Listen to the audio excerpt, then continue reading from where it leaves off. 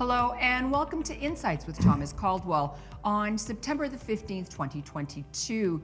Tom, it was a pretty dramatic day in the markets 2 days ago on Wednesday. The Dow Jones was down over 1,200 points and the S&P 500 was down about just over 4%. Yep. So what are your comments?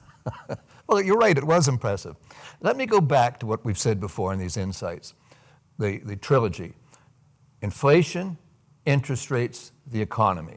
Those are the concerns. The concerns are inflation is not abating, therefore interest rates will be cranked up to a level that will impact the economy, drive us into a recession, whatever.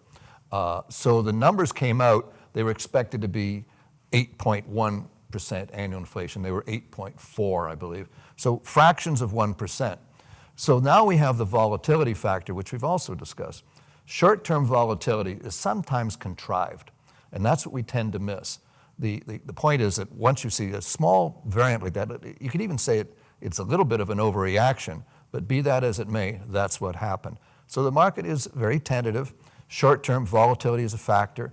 You have actors in here that can add to the volatility, both the mechanisms. You can drive a market down. It's a lot easier now than years ago. The story that I like to tell is that many years ago, during the Battle of Waterloo, basically Wellington won and beat Napoleon. This was very important. It was the major economic factor of the time. But the Rothschilds had passenger pigeons, which they flew from the battle. So they knew that Wellington had won. And you thought, oh, well, what they do is buy the market. No, they spread the rumor that Wellington lost. The London market crashed. They scooped the market, and then up it went when the news came out. So my point is, this is as old as time, the manipulating, the using of markets.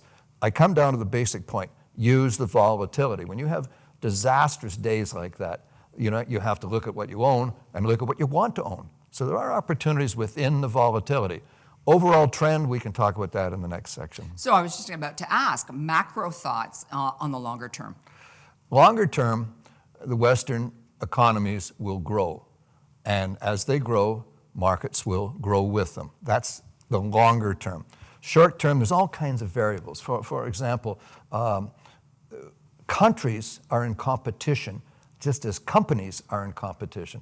Canada as a country is losing on that. We have not had policies for a long, long time in terms of developing the economy.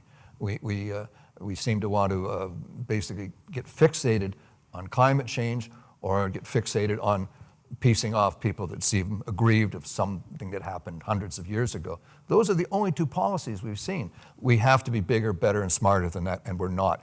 Therefore, we are losing the competitive battle with other countries. So to my mind, I believe economies are going to grow. I believe markets will grow along with them. This is longer term. Shorter term, I got to say, well, Canada's falling behind a bit. I'm going to skew a little bit more to the United States. And I'm going to stay within North America. I don't want to go to Europe. We don't know how that mess is going to work out with this Ukraine and energy. We don't know how that's going to be. Stay in North America with a slight skew to the U.S. And that's where my brain is at. It was a tough day looking back in that major portfolio I responded to. Markets were down 4%. We were down 1%. I'm not going to lose a nanosecond of sleep over 1%. Thank you so much for your insights, Tom. Thank you. And thank you all for watching. Bye for now.